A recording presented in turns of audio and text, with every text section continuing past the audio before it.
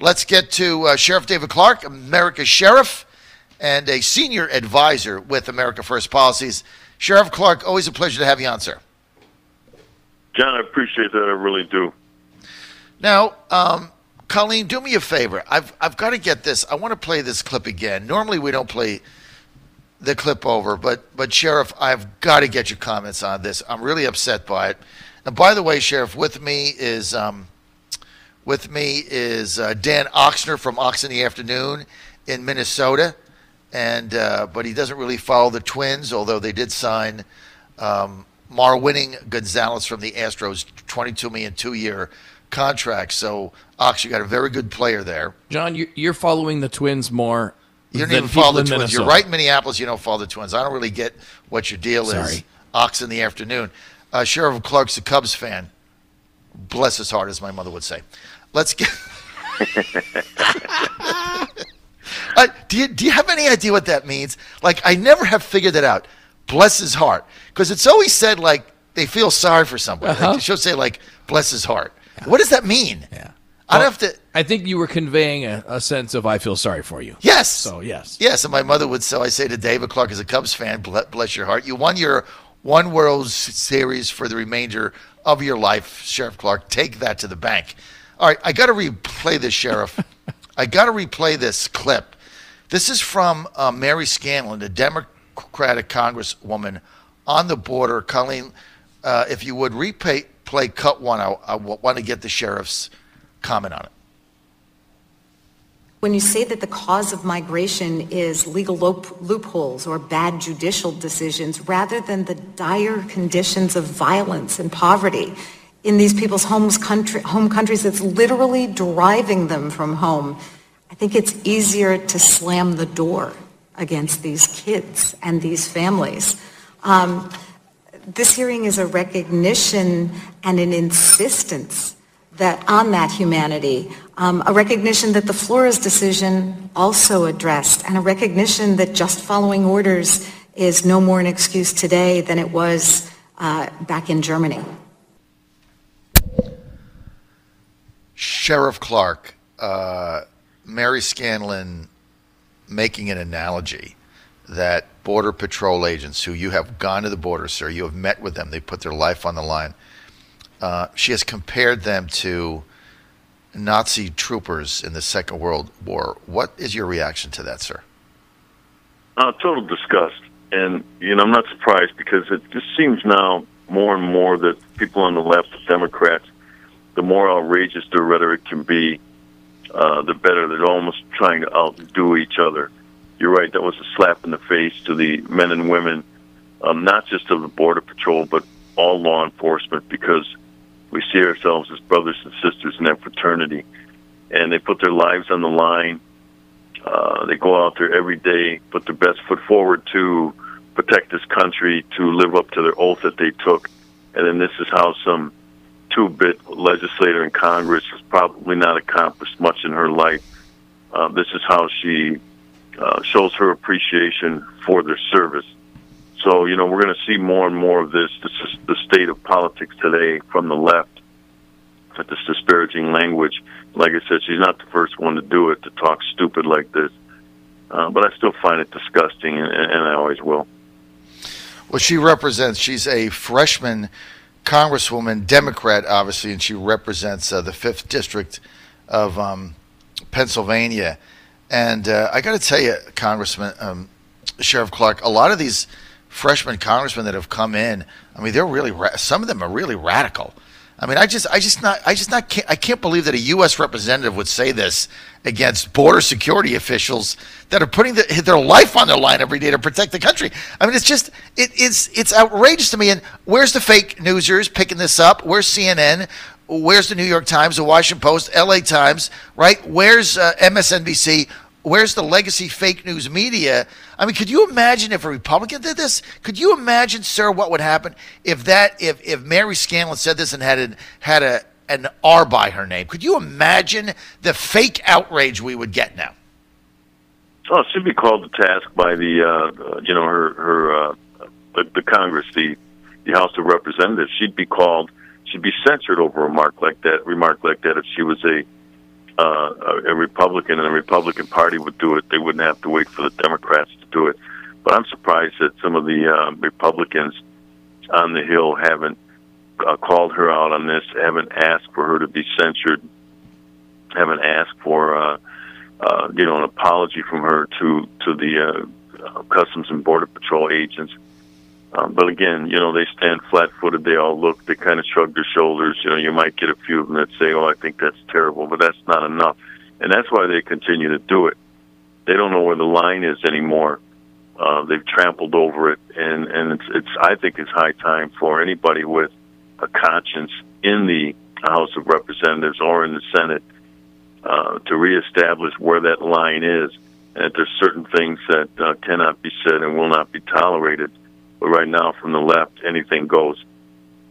Sheriff Clarke, this is the Ox from Minnesota, and it's an honor to talk to you, sir, by the way. I'm glad to be part of this show.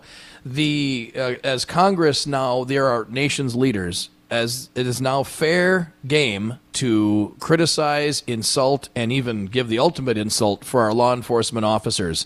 I was raised in a different generation where we revered what you guys did. We revered our public safety officers, those making that sacrifice, being willing to make the ultimate sacrifice. In your time as sheriff and now as we move forward and see what's happening, what have you seen? Is there a change with these leaders now setting the tone on the street for law enforcement officers being treated differently? First of all, Dan, it's a pleasure, but let's get one thing straight, and I'm not lecturing you, but the word leader and Congress should never be used in the same sentence. If these are America's leaders, we are in big, big trouble. As it relates to the Democrats' feel for law enforcement, they led the charge in this war on cops that happened after those ugly days in Ferguson, Missouri. They made hating on cops a part of their plank and their platform at their convention that year with Mrs. Bill Clinton, and it continues today. If you look at what went on in the Connecticut State House, they removed the thin blue line flag. That's the American flag with one of the stripes is painted blue, and it's to honor the sacrifice and the deaths of people who were killed in the line of duty in law enforcement in the state of Connecticut. The Democrats in the assembly there removed it. They said that flag might be offensive to Black Lives Matter. Again, Democrats. So they don't even hide it anymore. This is who they are. This is who they have become. And like I said, it's a slap in the face. It's a kick in the teeth to the men and women who don their community's uniform. There's no higher honor. I've had no higher honor than to get to wear the uniform of my county and my city when I was with the Milwaukee Police Department and serve them with honor and distinction. There is no higher honor. It's like an American soldier. There's no higher honor than to wear the uniform of your nation as you go and you defend freedom and liberty all around the world. So, they've made it clear they have no use for the rule of law. They have no use for law and order, no use for police. We know it. It's out in the open. They're not even hiding. They're hiding in plain sight right now. But again, it still incenses me because, like I said, I know people whose names are inscribed on the law enforcement memorial wall in Washington, D.C. in Judiciary Square. I've stood in the center of it. The wall talks to you when you stand there. The over 20,000 names of people who have courageously been killed in the line of duty serving their community. So I just, it gets to a point, guys, where, you want to really just kind of like, lash out at them, but you can't. But still, I'm not going to let it pass. I'm not going to let these people get away with this crap. I'm not going to let them forget it either. You're on the John Fredericks Radio Network, trucking the truth across America, live in Washington, D.C. Corey Lewandowski, National Galactic Headquarters. We're with Sheriff David Clarke, America's Sheriff. Dan Oxner with us from Ox in the Afternoon. And we've got a caller, Colonel Mike from West Virginia. You're on the line with Dan Oxner and America's Sheriff David Clarke. Colonel Mike, go ahead. Good morning, John. Good morning, Colonel Clarke. You were on the show during the Christmas week with Colonel Mike. And remember I asked you the question, what is the cost of having these illegals come over the border? What is the cost to the American people, not just taking care of illegals, refugees, but the drug costs and so on? And you made a statement somewhere it was over $100 billion. Do you remember that? Yes, I do, and yes, that is a fact. Well, that's all we have to tell the American people. If they're worried about 1.6 or 5.8 or 7.2 or 52.1, Sheriff Clarke, the message should just be it's costing us over $100 billion, which is being taken away from the American people who pay the taxes. You know, you're right, but it goes beyond just the dollar signs. I think that the people whose lives are lost to the illegal drugs that flood across the border, we have a fentanyl and we have an opioid crisis in this country.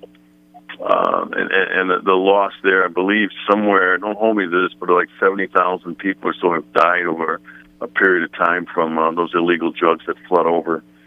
And so there's something that was said the other day by Nancy Pelosi, which is a lie, and there's something that was turned around by the commander of NORTHCOM when he said it's not a military crisis at the border. No one ever said it was.